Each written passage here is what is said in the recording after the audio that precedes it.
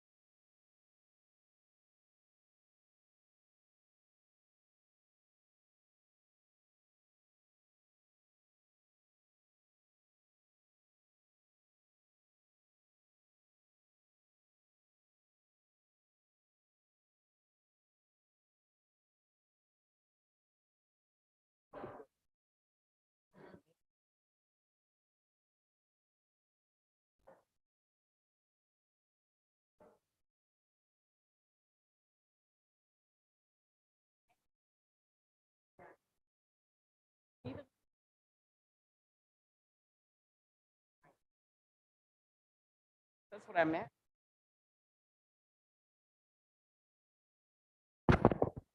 Test 1, 2. Like it was working.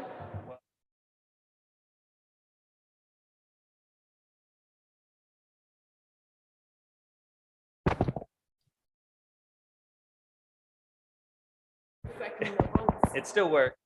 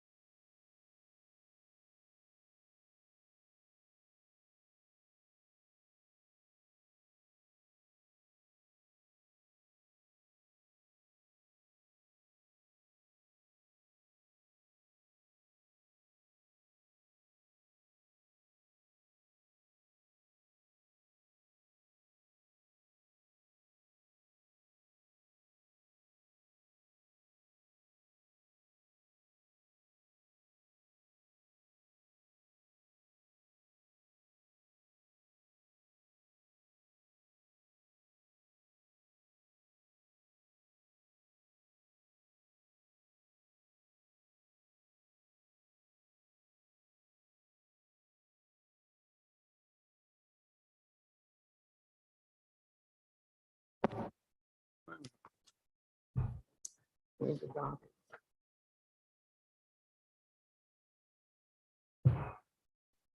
All right. Good evening and welcome, everybody. Welcome, council members and guests. We're going to open this council meeting. It's Wednesday, August 3rd, 2022. I think the temperature is approximately 89 degrees outside, but we're cool and calm and collected inside. With that said, Madam Clerk, roll call, please. Council President Igliozzi, Present.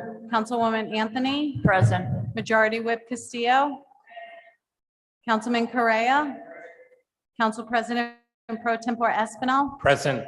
Councilman Gonzalez, Present. Deputy Majority Leader Harris, Present. Councilor Kerwin is absent, Councilwoman LaFortune, Present. Councilor Miller, present. Senior Deputy Majority Leader Narducci is absent, Councilwoman Ryan, Present. Councilor Salvatore, Present. Majority Leader Taylor, Councilman Vargas. Present. You have 13 present and 2 absent. You have a quorum. Thank you. Next item is invocation. Could be led by Deputy Majority Leader Harris. Would you go through the invocation? All rise, please. Heavenly Father, we come to you today asking for your mercy and for your grace.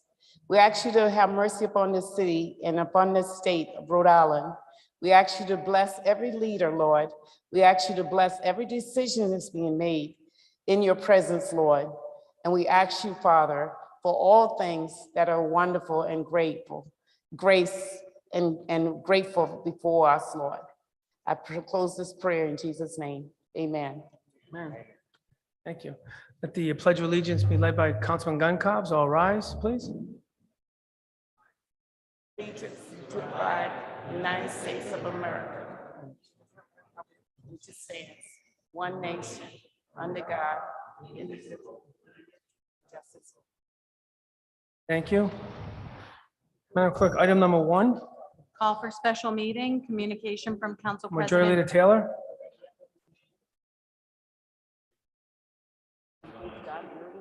Second by Deputy, second by Second, Mr. Councilman President. Correa. Discussion, all in favor? Aye. Madam Clerk receives item 1 and 2. Item number 3, Item number 3 is a presentation given by the administration and the Rhode Island Department of Education relative to the $125 million bond ballot question. thank you, Madam Clerk. We have several individuals who are going to testify this evening. We have Javier Montanez, our superintendent. Please, I guess you guys are going to come forward and testify. Why don't you come forward? Zachary Scott, the Deputy Superintendent of Operations, and is Mario Coreno, Chief Operations Officer, and Lawrence Mancini on standby. So why don't you all come forward? Before we do that, ask council members, that what we can do is allow them to make their presentation first, hopefully in as much detail as possible. And then I'll give every councilman an opportunity to ask questions. I would ask council members to, as you know, unfortunately, it's very cool and it's very cold in here. So I just ask you to be aware of, time allotment and just be courteous of each other. So with that said, I'll let, do you have a handout first? Do you have something you want to, okay, so let's do this first. For the record, council members, I believe there's a multi-page PowerPoint. Is that right? Okay.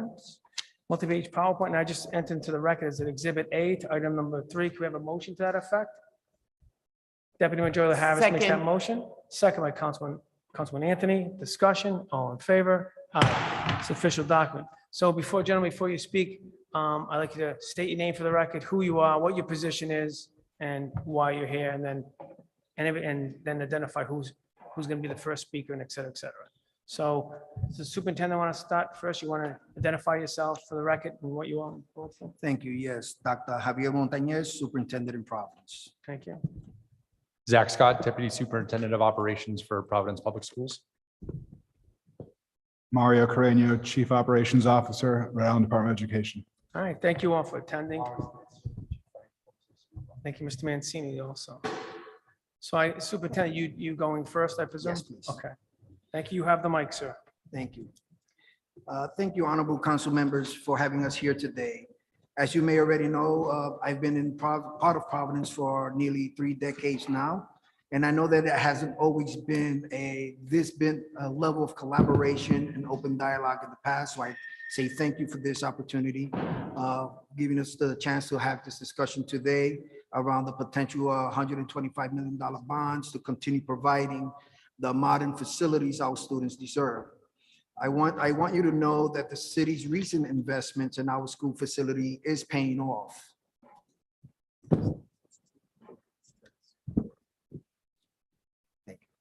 So over the past several years, we have come a long way towards bringing our crumbling buildings up to par to where they belong and to the 21st century. So I want to say thank you for the work that we've continued to do together. We recently broke grounds at the Narducci Learning Center, where our students will be learning in a beautiful modern building while their own schools are going to be renewed. So it's almost like a swing space where any new building is going to be renovated. Those students from one building will share and attend the Narducci building while their buildings get done as well. So what this does, it will minimize the disruption for our students' learning. It would also help the construction go much faster and save taxpayers money. Our students can continue closing the achievement gap, and they can return to their own brand new building afterwards, and where they can thrive and teaching and learning can take place in a 21st century building. We have many other projects underway in the district, from the annex at Spaziano Elementary, the Hope High School, Classical High School, Pleasant View are just some that we're naming today. Again, I want my fellow community members in Providence to know that these investments in our schools are starting to make a real difference and a big difference for our kids. And as more and more of these new renovation and buildings are being finished, we're going to be seeing the positive effect and snowball for our students in our community. But even though I'm so excited and thankful for the work that we're doing and the investments that we're doing so far, more needs to be done. We're fixing decades of neglect in PPSD, and this bond proposal is the next most important part of the steps that we're taking in the district to make sure that we create a district that our students deserve. So I want to say thank you once again for the chance to speak here today. A full detail on how the bond proposal will benefit our students, I will turn it over to my Deputy Superintendent of Operations, Zach Scott, and also with us, as you heard earlier, we have Mario Cariano, the Chief Operator Officer for the Rhode Island Department of Ed. Thank you. Hey, Superintendent, next up, please. Mario Carreño, Chief Operations Officer for RIDE. Before we begin, I just want to acknowledge two members of the city administration who have been great partners, who without their support, the projects would not be advancing. The first is Demo Roberts, your Director of Public Properties, who, just so you know, every project that's been bid out since Demo has been director has been on time and on budget, something that we have not seen for years here, and we don't even see across the state. So thank you, Demo, for all the work you and your team do. I think it's exemplary.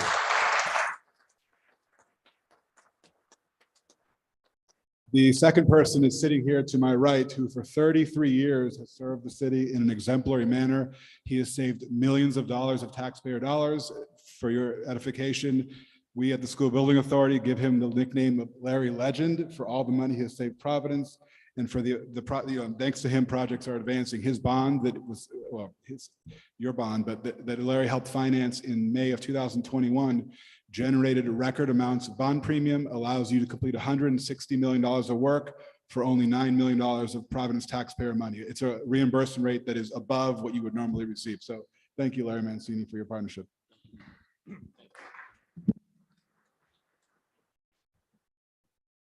Thank you, Mario. And I want to extend my thanks to the work that we've done around facilities, because it truly takes a team effort between the city council, the administration, the school department, as well as the Rhode Island Department of Education.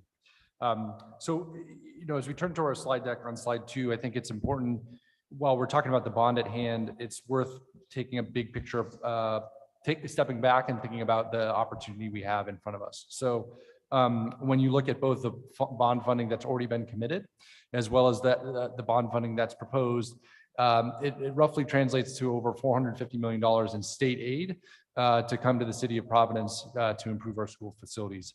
That's an unprecedented number, certainly in the city of Providence, but I'm sure in the state of Rhode Island as well. So it's exciting to be a part of that and a part of that opportunity. To dive in a little bit to both, when you think of that big picture of the 500 million, let's think of the work that's already been committed as well as work that or the proposed bond that's in front of us.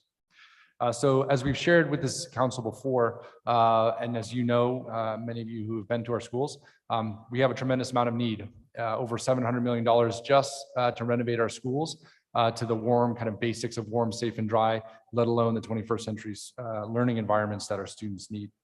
So through the foresight of this council and the administration, there's already been $300 million committed to support those schools through several bonds, one of which you'll see in phase one, and we'll dive into some of the specific projects here.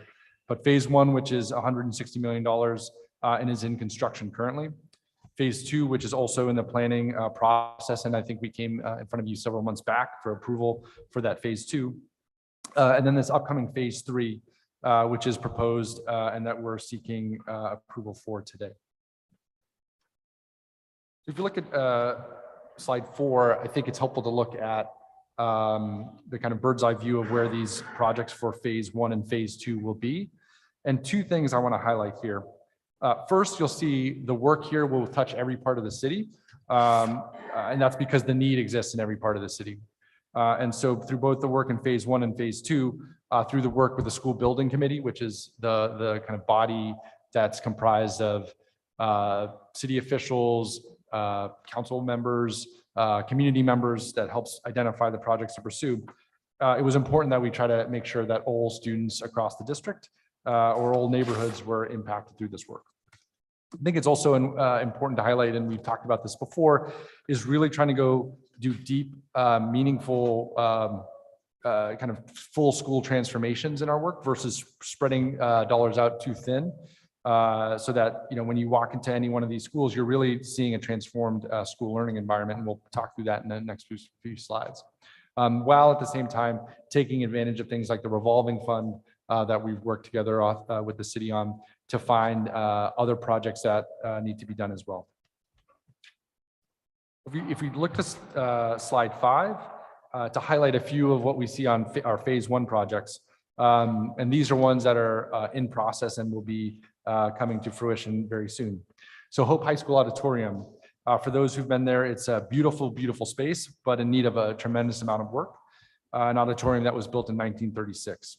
That work will be completed this fall, and we'd certainly invite any and all of you to come and join us when that new facility is renovated.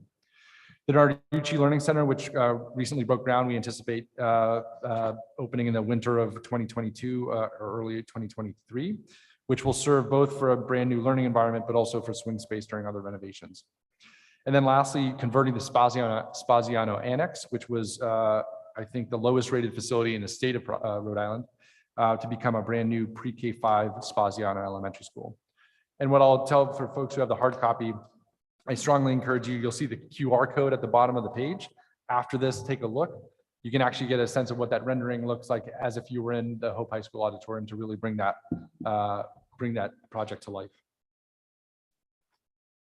We look at slide 6, that pivots a little bit towards those phase two projects. Those were the ones that we recently came before you with to approve. Those are in the design and development process, and they include a brand new pre-K 8 language school at the 21 P Street, the former St. Joseph's Hospital, like new renovations at Kazarian, Fogarty, and then the current Spaziano building to make that Spaziano 6-8. And then, as you'll see, just kind of reiterated there, the Spaziano Middle School, which will help make the first kind of pre-K 8 campus between the annex and the current Spaziano building. So those highlighted what we showed in terms of phase one and phase two. This is the potential phase three that is before you today, which is the $125 million voter bond question. And our colleague Chief Mancini can chime in on any of the financials that I miss here. But this would be potentially on the upcoming ballot. It would not be issued or spent until after the first $300 million of the phase one and phase two are completed. It allows us to really create a long-term facilities master plan to align how our buildings are set up and the learning that needs to take place in it. Always important to reiterate that this comes with up to 91% reimbursement, meaning the vast majority of these funds are contributed by the state with little impact to the Providence taxpayers. And we anticipate that this would yield at least one brand new school as well as support with significant renovations. And I think, as I mentioned, that school building committee is a important body that we work through. So that would be the group we would tap into to help make some of the decisions on where these projects might take place. Going forward, just to share a little bit more, obviously what comes next is you'll start seeing the implementation of those stage 2 projects and the development of a long-term master plan aligned with our educational strategy, and really leveraging the $125 million bond to bring a lot of the things that were pipe dreams into reality beyond what we already know we have planned in phase 1 and phase 2. So I'll just close by bringing it out. When we started the presentation, we started at a high level thinking about the amount of money that this would bring in to support new facilities, but also important to think about both at the student and school level what that means. And should this come to fruition, we would anticipate this might mean moving from a place where roughly 5% of our buildings were considered like new to roughly to almost half. And when you think of the students in our city, that's certainly what they deserve. And this is a kind of a monumental shift, and we're excited about the opportunity, and again, grateful and thankful for the foresight of the council and the administration for the work that they've done. And with that, I don't know if any of my colleagues would like to add anything, but we'd be happy to answer questions that people have. You all set? Mr. Mancini, do you want to just lay out the financial? Because I'm sure the council member's going to ask. Thank you, what's the Mr. Financial. So why don't you just lay out the financial conversation where we are, why, if we can do it, can we not do it, et cetera. So could you? Thank you, please do Mr. that? President and members of the council. A very important question of this.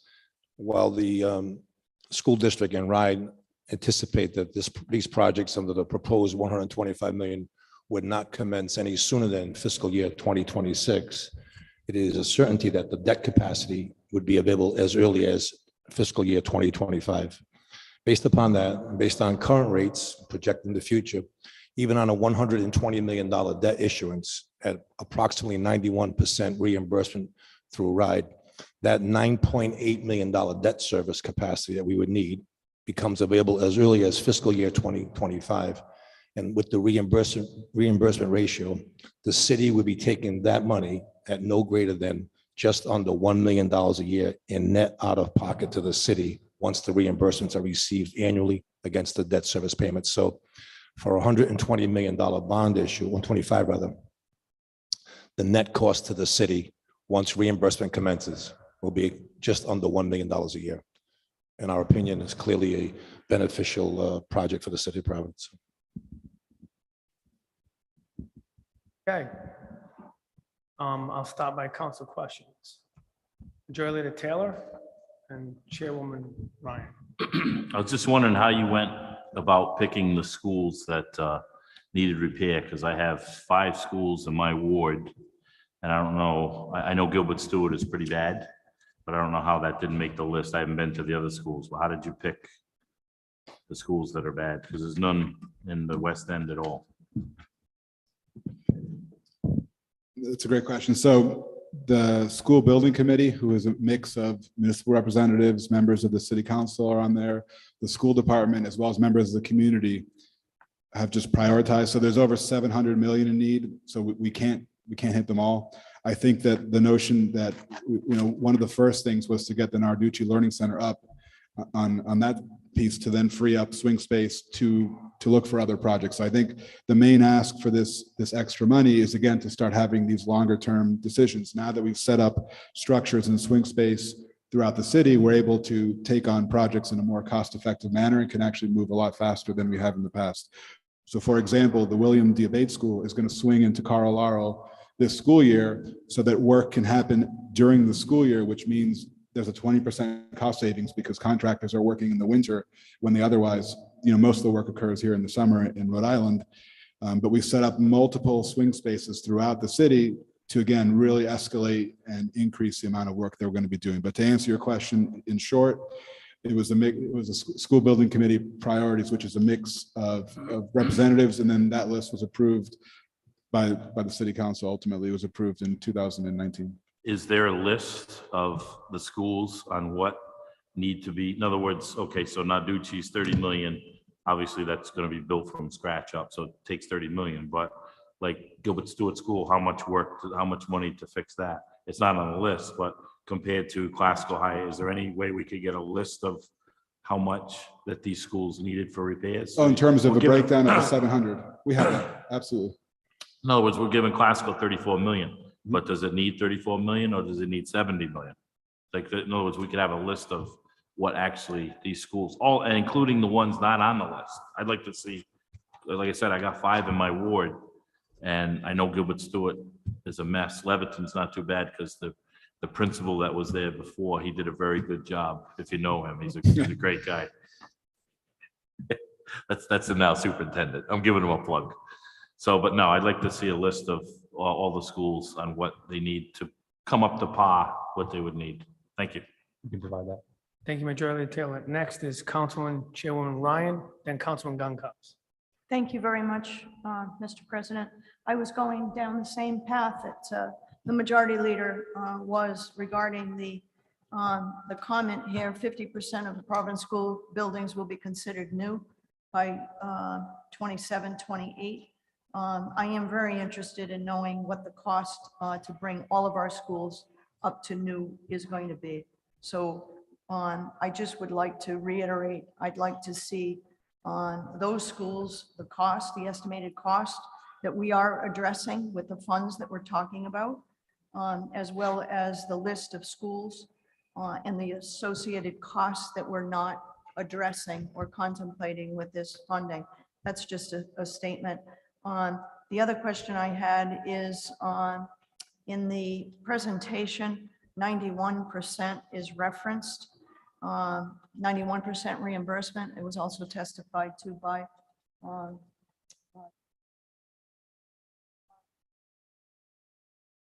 resolution, soon to be an ordinance. There's language that references a 75%, not less than 75% at time of issuance. Could someone just speak to that and clarify that for the record? Thank you, Mr. President. Madam Chair, what that was intended to do is to say, should you give authority to put this on the ballot and the voters approve, when we pick the appropriate time to borrow, of course, we come back before the council to get that approval of the actual borrowing. At no time would any borrowing be permitted by the city council on behalf of the city if the reimbursement rate that is currently 82% to 91% should ever fall below 75%. It's meant to be a safeguard provision and one that we fully support. Thank you. I just wanted to make that a part of the record. I would also like to thank, add my voice to the admiration of Demo Roberts for the fine work that you have done, because it's really remarkable to get us to where we're at right now. So I just wanted to also thank you. I have no further questions. I think this makes sense. I think it's very forward thinking. And I appreciate the hard work that went into it. I support it wholeheartedly. And I think that I wish we could do more for our kids. I wish that it was more than 50% in the year 27 and 28. So that's a little disappointing, but recognizing the financial challenges that the city of Providence has, I think this is a grand step forward. Thank you very much, all who participated in this. Thank you, Councilwoman.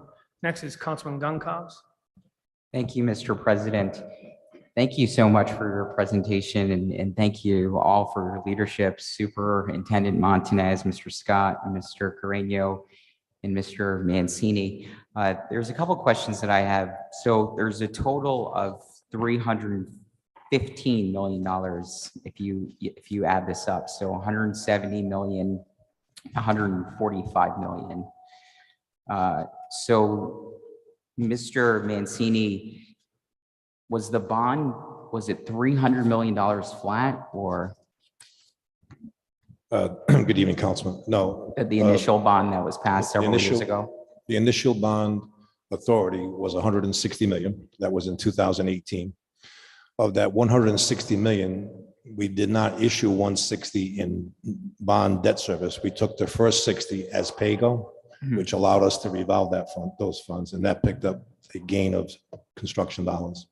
Then on the $100 million bond that we did issue, there was $23 million in premium that allowed us to use that as a match on that $60 million pay-go. So that has helped us out. Got it.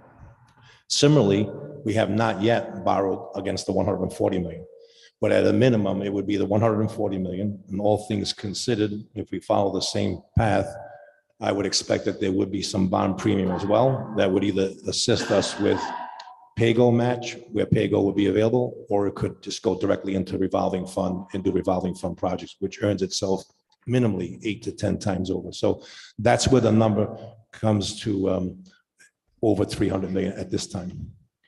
And this is similar to some of the other questions that have been raised, but I recall looking at the previous CIP documents. It looks like some of the priorities adjusted here. I recall 5.2 million specifically for Vartan Gregorian. Can you elaborate a little bit more about how those priorities shifted, and are the schools that were initially proposed, are they still on the list, and how will this new bond of $125 million potentially be allocated to some of those projects that got moved off the initial list? With your consent, I would defer to either Deputy Superintendent Scott or Mr. Carreno. Thank you. And that's an excellent question. One of the overarching strategies for your bond funds has been to do bigger projects or new schools that are going to be there past the life of the debt service. For smaller projects, we have at the state have created multiple new funds, including the Facility Equity Initiative, which Providence received was over 6 million or 7 million this past year. You have a fund that you approved recently that is for mid-range projects. So the idea is the average age of your elementary schools is 75 years old. So we don't want to necessarily bond for a roof because that school may not be there in 95 years, but it does make sense to use other sources of funding that are not debt related. So that's one of the reasons you see the smaller list. That's just where the bond funds are going. We have other projects that are ongoing at a smaller scale that are not displayed here, and we can absolutely get you that list, but the priorities have not changed. Oh, great. And then I recall also that there are going to be student-centric repairs to several of these buildings. Can you elaborate a little bit more about what that means for students and how that will change, learning outcomes and achieving outcomes in our schools? So you'll be the first to hear. It hasn't been announced yet. It'll be I'm going to steal his thunder, but we'll be announcing in the next few weeks a $9 million state-funded initiative to provide every single elementary school in Providence with a brand new media center, which will transform libraries that are 75 years old into state-of-the-art learning facilities throughout the city. So we anticipate at least 16 of the schools that are not new will be getting that student-centric, also known as high impact visual enhancements. What we like is students to come in to see spaces that have been transformed and engage them to learn. They don't get excited for fire alarms. They don't see windows, but they see spaces that you speak of, and that's the goal. We're going to start prioritizing those, and that begins the announcement. You're the first to hear it. So that'll be out officially in 2 weeks. Great, thank you. I mean, I'm really excited about this. I'm sure my colleagues are. I mean, as someone who is an educator, and in fact, nearly a decade ago, I spent some of my student teaching at William DeBate Elementary School, where I saw the leaky roofs and worked with fifth graders there. This just warms my heart, and I'm just really grateful for the leadership of RIDE, the city administration, and also the city council for moving these initiatives forward. So thank you for all that you do on behalf of our families and students across the city of Providence. Thank you, Councilman Goncalves. Next is Councilwoman Anthony. Thank you very much. And I'd also like to express my gratitude for your presentation. My question is more a process question. So I am wondering why it is that we're doing this in this manner at this late date. Typically, when we handle our ordinances, I think, they're referred to finance, and we have an opportunity for all these questions to be answered in great depth. So I'm just wondering why it is we are doing this at such a late date and in this manner. Also wondering if there's a reason why this can't be done next year on the next year's next ballot. So if someone can answer those questions, I'd appreciate it. Thank you. Excellent questions. I believe in 2020, the council followed a similar timeline. I think it's to take advantage of not having to hold a special election in many cases. But from a planning perspective, going back to the mid-range projects, if that money is available and the school building committee can begin to identify where that will go, then some of this mid-range money would not go to that building because it's going to be replaced in the future. So it's really a helpful planning tool to begin to identify where the big needs are. And once those are identified, some of the other funding would go to other buildings that are not going to receive a significant upgrade. So for example, Carnivale is relatively in good shape. And if we knew that money was going to go to Mount Pleasant, for example, any of this mid-sized money that we would have otherwise spent on Mount Pleasant, we would instead invest in Carnivale so that it almost feels like new when the other buildings are built. So it's really the biggest benefit is for planning. The other biggest benefit is we might be able to, so, and this goes back to Ms. Ryan's question, is in terms of the reimbursement rate. We have temporary housing aid bonuses that begin to expire at the end of next year. So even though the money won't be issued until FY25, we can begin to start locking in the contracts and we have PAYGO funding and other funds, which will guarantee you that extra 10% reimbursement on a $125 million bond is a significant amount of money. So there's an urgency, both financially and then also from a planning perspective. So that answers one of my questions, that why it is we shouldn't have it on the next year's ballot. I'm just asking why it is that the school, that RIDE did not bring this to us earlier in this year so that we would have an opportunity to discuss this in detail in committee. Yeah, no, that's a great question. Part of it was a combination of, the challenge is available bonding capacity, that if it's not available, we can't even move forward. It wasn't until a few weeks ago that we discovered that it would be even possible to do. And then following the timeline of 2020, I believe the council approved a resolution on August 4th, like right before the deadline. So it wasn't unprecedented to do this. Sure, I mean, granted it would have been, if we had this information 2 months ago, it would have been desirable, but there was an opportunity now to act that would really benefit both financially and from a planning perspective. That it was, we contacted the council president and we agreed to have this meeting. Sorry, just one more question, unrelated. And you reference a school building committee. Who is on that? We can share the full list, but it is school board president, members of the administration, I believe that's the members of the council, members of the school department. We have 2 or 3 principals, 2 community members, but we can give you the full list. But it's an open public meeting with representatives from within the administration, within the school department, council, but also community members. Thank you. Thank you, Councilwoman. Next is Councilwoman LaFortune. Councilman Castillo, were you next? I'm sorry, you had your Councilwoman Castillo. Thank you, Councilwoman LaFortune. I really don't have a question. I have a suggestion. I have only one school in my district, Saca School.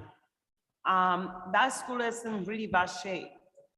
When we get that bonds, I believe, I don't know how the community and you have a board, nobody step up or say something about Sacred School, because that school, I walk every year in that school, is any improvement. They have a lot of issues in there, a lot of broken things, and even it's only one school in Ward 9 and they don't have any consideration to go look out and fix it. Thank you. And Councilwoman. I mean, we certainly understand there's a tremendous need when you look across the district, over $700 million. So the goal is, we know that part of the reason we need these additional funds is to continue on with some of the work significant work we have underway, but we don't disagree that there's plenty of work more that's needed to revitalize our schools. Councilwoman, you have a follow-up? Do you have the Sackett Street School on your list at all? I guess that's the question. In terms of, it's absolutely on, and like all of our schools need work. In terms of what's projects for the 125, we don't have the full list of those projects. We obviously need to go through a process to Could you please provide a status of that school to Councilman Castillo? Could you please provide a status of that school to Councilman Castillo, if you don't have it right now, but after this meeting, so she has a full understanding? Yeah, That's what- absolutely. I believe that's what she's trying to understand, Sure. get across. What's the status, where it is, what's going on, is something going to happen? Yep, we can do that. Councilwoman, do you have a follow-up? No, thank you very much. Councilwoman LaFortune?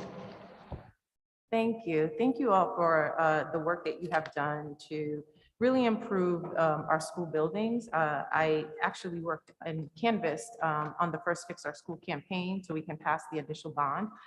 So it's exciting to see that the effort to really transform our school buildings. So I have two questions that build upon some of the previous questions. One, in terms of which schools were selected, do you have some sort of like school building index that outlines the methodology that was used to determine which schools would be prioritized? Additionally, you indicated that council members were part of the school building committee. Can you tell us which council members are part of the school building committee? Because we looked in, the last meeting, I didn't see any council members listed, so it'd be great to have a better understanding.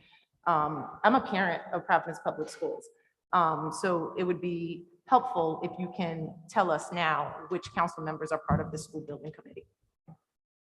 Sure. So to the first question on the facilities index, we have which we can share, which I think was asked before about the cost to repair, the percentage of they call it a facilities conditions index, which is the kind of percent cost it would take to repair the full facility.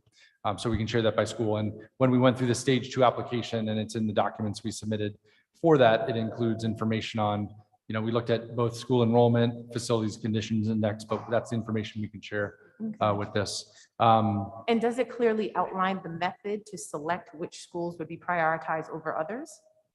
Yeah. So we looked at not only facilities condition index, but the number of students in the school performance, and a few other things. So we can share that with the committee afterwards. Okay. And also, I did notice that with the classical high school, so one, there's a couple of brand new schools that are going to be included in our Providence Public School buildings list. And we're spending a significant amount, millions and millions of dollars on them. And right now, they would be used as swing space. Can you provide some clarity of how those facilities will be used after they're used as swing space? Because East Providence built a brand new high school. And with the brand new high school, they actually kept the students in the building. In fact, they built a brand new learning campus. It is amazing. And we're spending $30 million.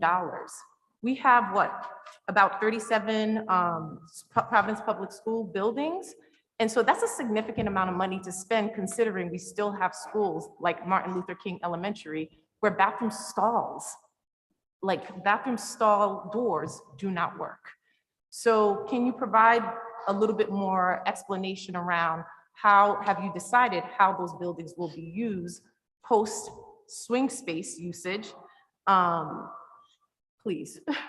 Absolutely. So the intent of those buildings are to be swing space during construction, but they'll certainly be the home of another school at the end of when this kind of the swing when the construction has been done. So for example, for the Narducci Learning Center, we have not identified the exact schools that would go in there, but it would likely be a school that has a poor facility poor facility rating that might just permanently relocate there at the end after construction's done. But that would be after one or more schools have kind of moved through the Narducci Learning Center while construction's being done. So 100% agree that the swing space, we have the goal of that swing space is not just as a temporary home. It is a temporary home for some of those schools during construction, but it would be the permanent home of another school community after the construction for those other projects are done. Okay. And with your reports, do you also include some sort of air quality assessment? Because some of these schools, you mentioned earlier that some of the schools are in better conditions than others, but just because the physical appearance of the school is in good condition, we also know that many of our schools have experienced mold, amongst other hazardous health, air quality issues. So like including Hope High School, I've advocated for this, auditorium to be prepared and many people in the community. I look forward to our Hope High School becoming a Duke Ellington School of Art with a curriculum to align with it. But the rest of the building, you have classrooms that are falling apart. You've had issues with mold within those, I've been in those schools. So what are you doing as well? Like, it would be great to have a more detailed report that outlines the air quality index for all the schools. What are you doing in other parts of the buildings, in addition to the ones that you've listed or prioritized on the list? As well as any type of, I don't know if you included community members, students in this process to provide some additional feedback as you've gone along. That would be great to also include that in your reporting, because I think we're just getting half of the details and we're not getting a full scope of how these dollars are being used to improve our school buildings. Yeah, certainly including student voice in this work is incredibly important. And while a lot of this work focuses on the construction dollars, there's certainly a lot of work that needs to go into our, that we put into our schools around other things like air quality and other maintenance that needs to go on. So happy to share some of the work that we've done there beyond the construction work. Thank you. And just one final question. With the media, so you announced today that in every elementary school, we're going to have a media center. I am assuming that those media centers will be staffed with qualified librarians. And also, in addition to that report, any type of sustainability assessment, because we also want to make sure that we're building eco-friendly buildings. And the improvements also include sustainability mitigation that benefits both the students and also our environment as well. Thank you. Thank you, Councilwoman. Next is Councilman Salvatore. Thank you. Thank you, gentlemen, for your presentation. This is certainly an exciting time in Providence as we want to address all of our school building opportunities and especially some of the deficiencies that many of these old buildings have experienced over the decades. So I think this is another step in the right direction that Providence residents, especially families who would send their children to these schools, expect from us. I want to follow up on a common theme that we've heard about tonight, and that's the issue around transparency and what's happening in these buildings around repairs. Several years ago, this council suspended its August recess because our school buildings were not ready to open for the first day of school. There were serious deficiencies that were not being addressed in a timely manner, and this council believed that it was our responsibility to disseminate information to our families that we represent so that they knew the condition of the buildings that they were about to enter in September. At that time, I requested that the school department and RIDE come up with a public-facing transparency portal around the school building repairs on an immediate basis and then long-term. It's my understanding that a transparency portal was created. I remember seeing it. I would view it from time to time, and I would share that information with the families that I represent, especially those families that send their children to schools in my district. Is that transparency portal still active? And if so, is it updated on a regular basis?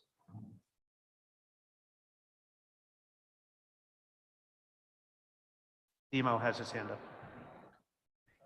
Why don't you hold it? It's not a free fall. Why don't you come forward, cross the bar, identify yourself for the official record, and then you can, if you want to answer, you can answer.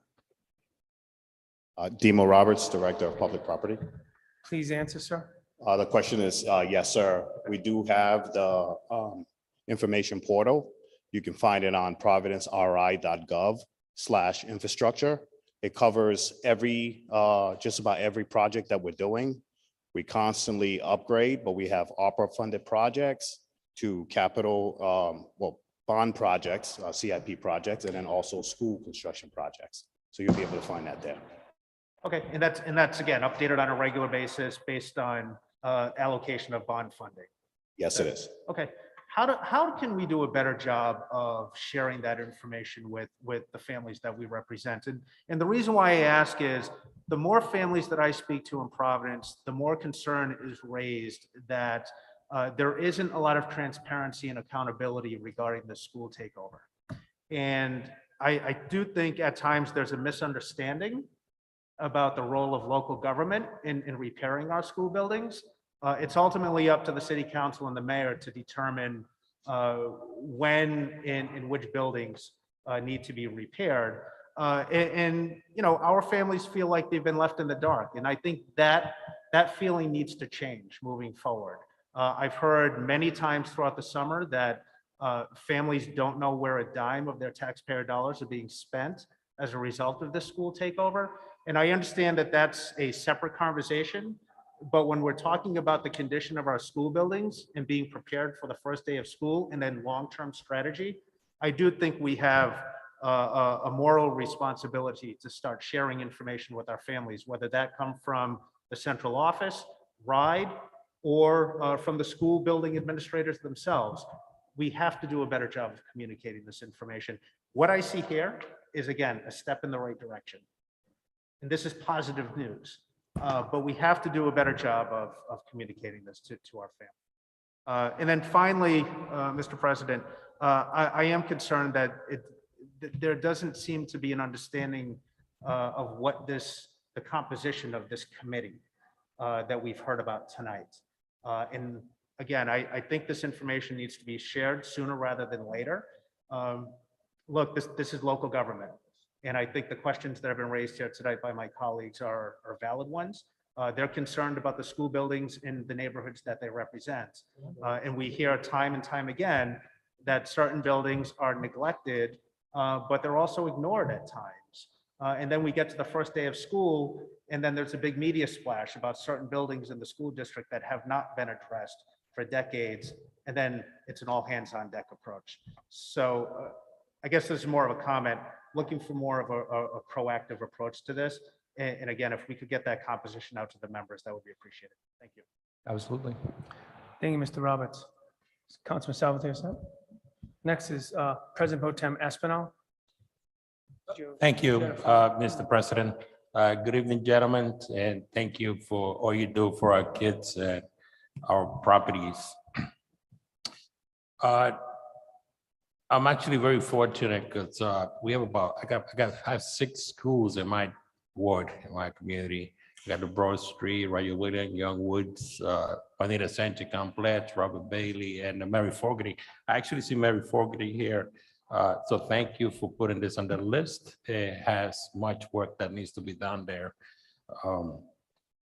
But I've been fortunate because as I follow the CIP development and some of the money that has been spent throughout the schools, some of that money has gone into my ward. I can attest to almost $5 million that was spent at Rayo William Middle School and also Broad Street School. So I thank you for that. So it is money that is well spent. So my question is the $700 million in deficiency, it's that this $125 million bond is how close to that goal will that get you, or is that included already within that? This would get us likely to about 500 million in total resources. So we're getting really close to that 700. The other way to approach this phase 3 isn't going to solve everything, right? It's just the next phase. The strategy of investing into newer facilities and really concentrating these dollars is that we won't have to go back to, for example, the new Spaziano will be set for the next 40, 50 years because we've built a new one, as opposed to chasing roofs and chasing fire alarms. We've changed the strategy so that once these are addressed, we just move down the list and grab the next school and the next school and the next school. But I don't want to give the illusion that this next bond is going to solve all of the problems and we're all set. This is just the next phase to allow us to better plan and really lock in that extra housing and reimbursement that is available for just another few years. As long as the work is determined by that time, you're able to access that extra 10%, which is over $12.5 million with interest. It might be approaching 16, 17 million. So is this money that we're putting together now, is that gonna get, is this the amount that we need to get us to the 50% by 2028? That'll get us there. That's correct. And this also matches the available capacity that is ready for schools. So All right, 120, sorry. Well, thanks again. I mean, I think it's the right investment. Whenever we invest in our children, in our future, I think it's always great investment, and I'm always supportive of that. I'm just sad that we're not aiming for 100% rather than 50. I mean, that's what we should be aiming for. I understand it's not an easy thing to do, but in 6 years, we're still gonna be talking about half of the school not being in good condition, which is gonna be a problem. You know, so thanks again. Anyway, this is a step forward. Thank you. Thank you, President Pro Tem. Any of the council member who hasn't spoken for the first time ask questions? Any council member? Councilman Vargas. Thank you very much, Mr. President. Members of the committee, thank you for being here and taking your time to do this. I am the newest councilman in this chamber. And I'm very excited that I'm getting 20 mails for William Debate. School is school that's been forgotten in the books. Finally, make the right decision to put some money into it. And the question is, this $125 million that we're going to make the right decision today is only for these 10 buildings that we have here on this map. It's only 10 schools here. No, so those are ones that were approved under phase 1 and phase 2. So this 125 would be to be able to address additional schools beyond that. Okay, please put their Webster Avenue School. That's another school they have. Can you write it down in the books? What was the, could you, I couldn't hear the school. Webster Avenue School. There's another one they have, Webster. Yes, Webster Avenue. Yep. Need some work and needs parking lot, need new pavement. Roof just got done. Thank you. We pay for. Need a signage. I can go on and on, but I can talk to you after. But thank you very much for being here. So let's continue. Thank you, Mr. President. Thank you, Councilman Vargas. Any other council member who hasn't spoken for the first time? Is that an opportunity? I think now, is that Councilwoman LaFortune? Did you have a follow-up question, Councilwoman? Councilwoman LaFortune. Yeah, I just realized I also didn't ask with, do you have you thought of or have a certain amount that you'll allocate towards maintenance? I'm assuming that even with these swing spaces, there's going to be a lot of wear and tear. So in order for it to be prepared or fitted to bring in new students, I'm assuming you're going to have to make some additional investments in the schools to bring it back up to a more pristine state. And two, I would like to hear which council members, I think that's something that you should know, which council members are part of that committee, and it would be great if you could tell us right now.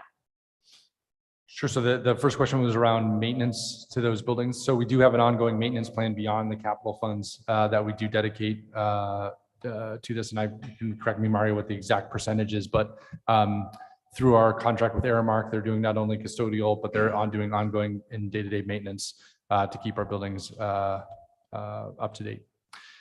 In terms of the council, I believe there's been some transition as council members have changed. I can, at these meetings, we have, not everyone there attends every session, but we can get you the list of the people that are listed on the committee. But I know there has been some changes in the council member membership.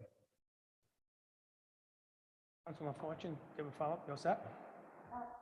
Just, you're not answering the question. I think that's something that whoever was appointed to the committee and have been a part of the committee, that's something that we should know.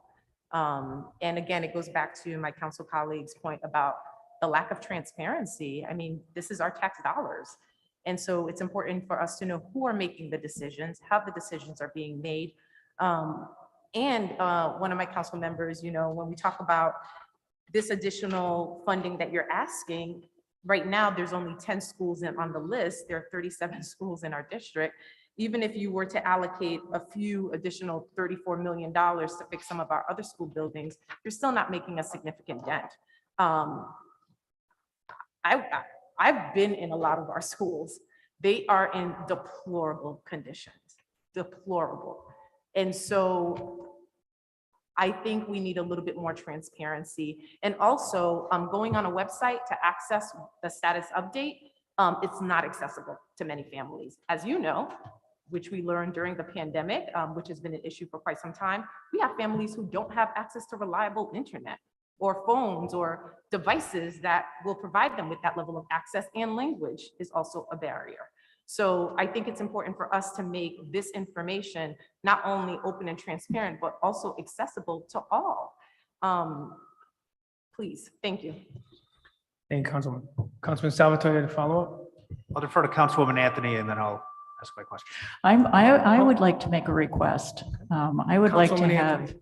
if it's possible, to have you commit to come to the Finance Committee or whatever committee and to talk in detail about the projects that are being done and the status and who's making the decisions and the criteria so that we can do our jobs as city council members. I would like a commitment from you that will happen in the fall. Yes. You can absolutely do that.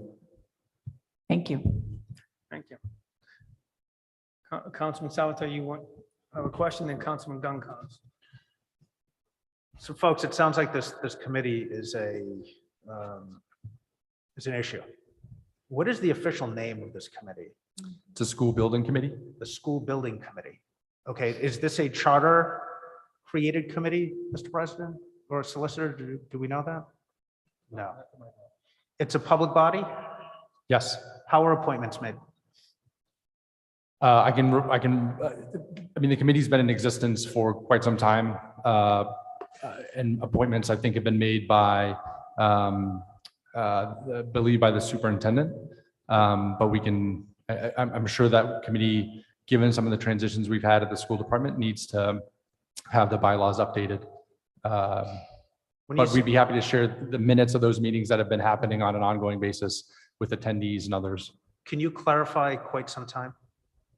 Could you ask the question again? Can you clarify what quite some time means? It's been since at least 2019 when Providence first applied for the initial phase one. There's been a building committee. So that's a requirement of the school construction regulations.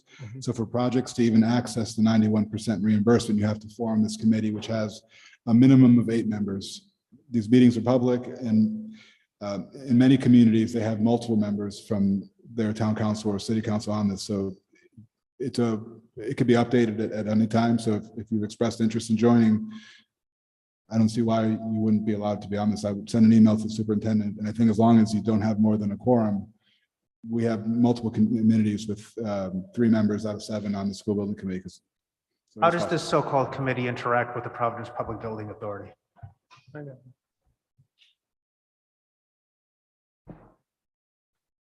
Well, so this one is the decision. So they will decide and improve the priority. So for example, for the phase one that's already out to bid, they will approve the list, which is approved, and then working with the project manager and Demo Roberts, we get these things out to bid. And then working with Larry, then we match the bond funds or PAYGO with the payments as they come in to really minimize what you need to. So is this established by the Providence Public School Department or the Rhode Island Department of Education? This would have been in early 1819. So this would have been a Providence Public School creation. And it's in regulation as well. But it's not a charter created committee / commission. So every town has different rules. So for example, Lincoln has 20 members on their school building committee, even though only 8 are required by RIDE regulations. I'm not familiar with the Providence one, but there may be something that requires a certain amount. Okay, and there's not enabling state legislation or a mandate from the state that every city and town create this committee? Oh, there is through the school construction regulations. It's a requirement that you have at least 8 members. You can have more. Again, Newport has 21 members. Lincoln has 20. Most will do the 8 that's required through our regulations. Yeah. But this is mandated by the state. Yes, the building committee is a requirement to get the reimbursement. Yes. Okay. Thank you. Thank you, Councilman. Next is Councilman Gunn Cobbs. Thank you, Mr. President. So to piggyback off of Councilman Salvatore, I have a direct ask. Is it possible to provide us with who were a part of those meetings and when they were held? Yes, Is absolutely. that something that could be, is it also possible for us to have a comparison of the current projects versus the initially proposed projects? I have documents from several years ago where the CIP projects that were proposed are dramatically different than the list that we currently have. And I think it would be very, very useful for us to see the difference between, the formerly proposed projects and the new proposed projects. Is that something that would come from the city administration or would it come from RIDE? Either one of us can provide it. Yeah, we'll provide it to you. Okay, and I hate to be parochial about this particular matter because, I have followed this and I recall 5.2 million in centric improvements specifically to Vart and Gregorian. That's clearly not on this list anymore. So I would just very pointedly like to know when that's going to be completed for transparency purposes, but to also let our families and students know, and our principals that we've worked with very closely know when those projects are slated to happen. So who should we follow up with to ensure that, because I think we've been here, time and time again, where we ask for these very specific things and we don't get them back. What's the specific timeline on when we should be able to receive these items? So for the number of items, I've heard some of the meeting agendas, dates, the kind of original approved or proposed construction amounts and what they are now. We can get that to you, I think, in a matter of weeks. It's not particularly, that information is available. Weeks? Yeah. Is it possible to get it sooner? We're moving very quickly as a result. We're trying to get this on the ballot. Sure. First and foremost. So Sure. I know you're working fast and furiously to get this out. I think that should be relatively simple to figure out who is a part of those meetings and when those meetings occurred, if they in fact, happened. Yes, we can provide that to you next week. Oh, okay. So I think that would be very helpful. And then is it possible to also get the comparison of the initially proposed projects and the currently approved proposed projects? Yes. And I think that would be relatively easy to produce in Yes. a matter of a week, I would think too. We can do that too. Okay, thank you very much. Those are my questions. Thank you, Councilman Goncalves.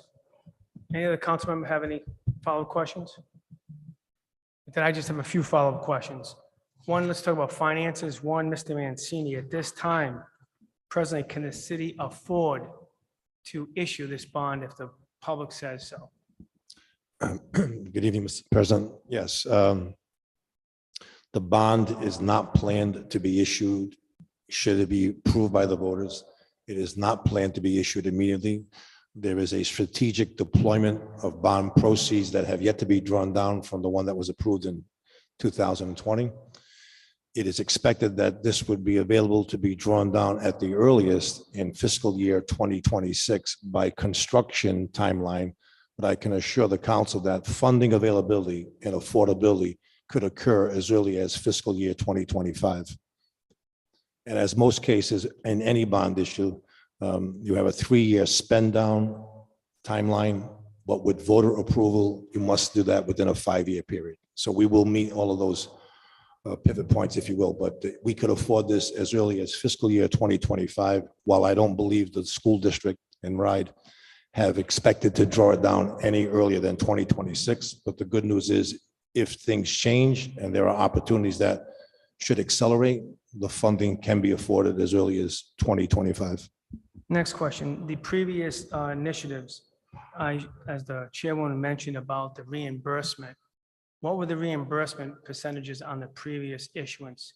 Was it 75% or above?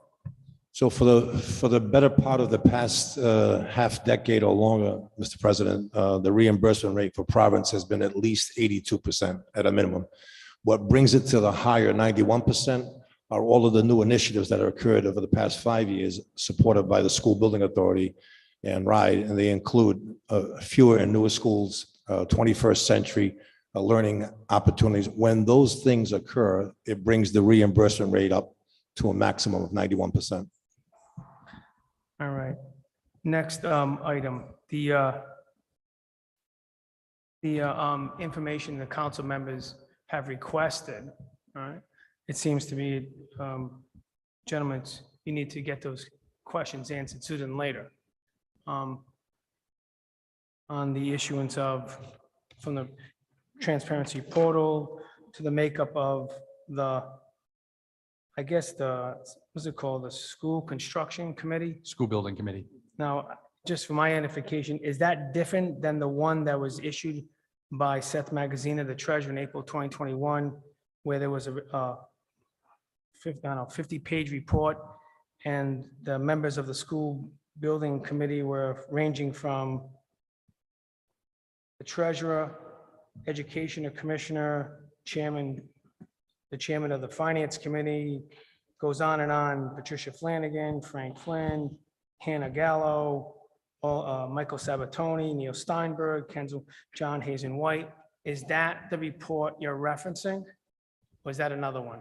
That's a different one. That was a state level one that helped create the housing aid bonuses that are Speak a temporary. little louder, I'm sorry. That was a state level committee known as the school task force that helped create the temporary bonuses that every community has access to. So it's separate than this All right, Providence School Building I was Committee. just wondering if that was part of it. Thank you.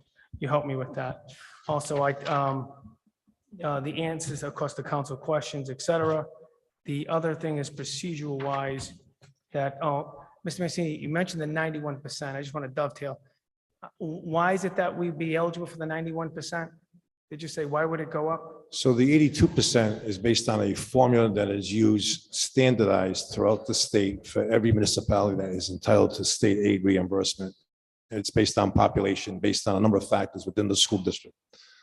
The rise to 91% are incentive bonus points that occur when school districts take on things like fewer and newer schools because of the efficiency of the building, or when they use what's known as 21st century learning, whiteboards as they once called it, where we had modern technology, media centers, et cetera, et cetera. When a district, in fact, expends those kinds of funds, they now qualify for the additional bonus points from our amount of 82 upwards to 91%. Thank you. Just for procedural purposes, if this ballot question does go to the voters and it is approved upon, doesn't the entire request to issuance of the bond have to come back to the council? And then the council will then have another review of what's spent, how it's spent, what schools, what allocations, and et cetera? Is that correct? It most certainly does. So the council, probably the future council, they would have the opportunity, they're gonna have the opportunity to decide where this money goes. Is that correct? That's So correct. they will have standing because it's the city issuing the bond. It's not the state issuing the bond. It's a city issuance bond, and it's on the city's good, what do you call it? That is correct. Good faith and credit on its end. So That then is the correct. council and of course a mayor at the time, they would have the standing to determine how this gets spent and if it's being spent accordingly. Is that right? That is I correct. just want to make sure that is on the record. All right, thank you. Any other further questions? Councilwoman Miller, Mr. President, point, is that the, can you speak a little, sorry? to your last point, is that prior to the bond being issued in 2026? Is Yeah, that the- before the bond can even, let's say it comes out, the voters vote on it. Next year or so, right, the new council, the new mayor, they have to come back to that council, that mayor, and say, we want to pass an ordinance to issue this bond. And then Mr. Mancini or whoever is Mr. Mancini and whoever is in the school has to come forward and say, we'd like to issue this bond. You're gonna say, well, why? What are you gonna spend it on? And then you guys have an opportunity to send it to committee and go through all those machinations of where it goes, how it's spent. And then you folks can make that determination if you want to modify it, change it. I presume, and you mentioned this school construction task force. I think I have a recollection, but from almost like a half a decade ago of it. Not me, I wasn't on it, but a half decade ago. So I think it's always subject to modification by your council members on where the money would go. They'd have to justify it. If that helps at all. But that would be the law. That'd be the process. Councilman, Mr. Mancini, am I correct on that? Totally correct. This council has already adopted measures that no bond borrowing can be issued unless it is done via the city council, done by ordinance, 2 passages, comes before the finance committee, and would have to be supported by whatever projects are incurred. The question is left generic in order to give the widest possible opportunity to secure voter approval. And the reason why it's voter approval is because it would constitute what's known as a general obligation bond, which is the most efficient way to borrow. It would give us the smallest rate of interest, if you will, because it's general obligation. My pleasure. Any other further questions? I guess that's it at this time. Thank you, gentlemen. Thank you, Mr. President. Members of the council.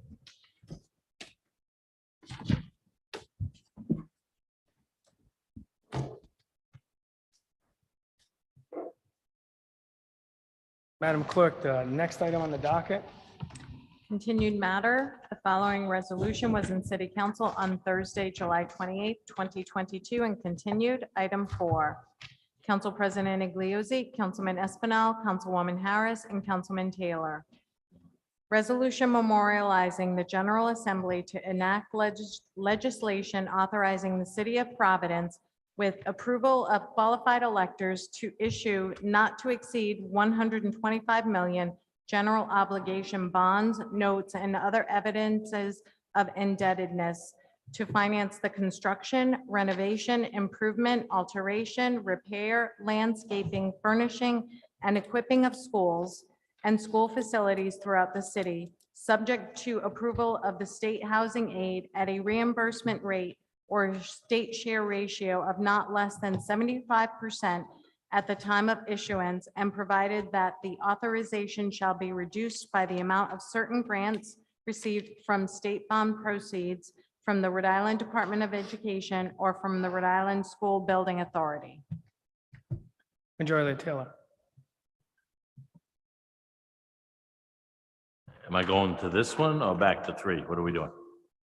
A substitute, be a substitution. The motion is to amend item 3 for item 3A. Is it It's 4? item 4. Item So 4. we're item 4. So 4A. forget, okay, so 4 for 4A, okay, and pass for the first time on a roll call vote and lay on the table until next scheduled council meeting. Second, Mr. President. Second by Deputy Majority Leader Harris. Discussion? I'd like to. Councilman Anthony. I came in tonight a little perturbed with the process. I plan to support this tonight because of the reimbursement rate and the fact that we need the money to continue the planning that's going on for the school construction. But I am going to say that there has to be some accountability here. I mean, everyone has raised excellent points, all my fellow council people, in terms of the method that they're using to decide what schools get to be repaired. There's been shifting in some CIP projects. There's so many things that need to be accounted for. And we are continuing to receive these summaries, basically, the summaries on what's going on. And so, you know, while I'm going to support this evening because I know how important the funding is, we have to have accountability and a clear understanding of how they're deciding on these projects, and also a status of the ongoing projects now, a more in-depth status. It is our job as the city council to make sure that these funds are being spent appropriately, and it's like a black hole. And so I'm just saying, I think that I think I would expect that the presenters tonight will honor the request to come back to us in the fall and have a detailed discussion on these very issues. Thank you. Thank you. Any council members? Roll call? Council President Igliozzi, Yes. Councilwoman Anthony. Yes. Majority Whip Castillo. Councilman Correa. Council President Pro Tempore Espinal. Yes. Councilman Gonzalez. Aye, yes. Deputy Majority Leader Harris. Yes. Councilor Kerwin is absent. Councilwoman LaFortune. Aye. Councilor Miller. Aye. Senior Deputy Majority Leader Narducci is absent. Councilwoman Ryan. Aye. Counselor Salvatore, Aye. Majority Leader Taylor, Councilman Vargas. Yes. You have 13 ayes, 2 absent. The motion carries. The matter is passed for the first time on a roll call vote and laid on the table until the next council meeting. Thank you, Madam Clerk. Majority Leader Taylor? If there's no further agenda tonight, I'd like to adjourn in memory of former Mayor Joseph A. Dawley Jr. All right. Second, Mr. President. Second by Deputy Majority Leader Harris.